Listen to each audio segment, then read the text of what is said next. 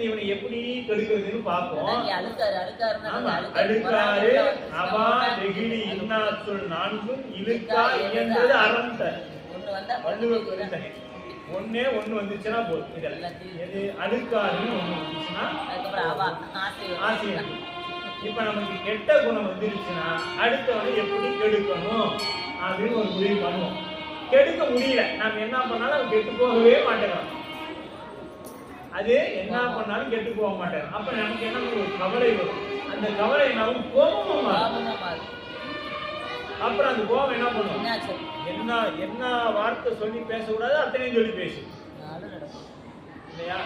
இப்படி எல்லாம் செய்யறதுதான் அடுக்காரு அவா வெகுளி இன்னாச்சொல் நான்கும் இழுக்கா என்றது அறம்ட்டார். அந்த இது மாதிரி எங்க இல்ல, காஞ்சி மாநகரில் இருக்கக்கூடிய மக்களிடத்துல இது போன்றது இல்லை.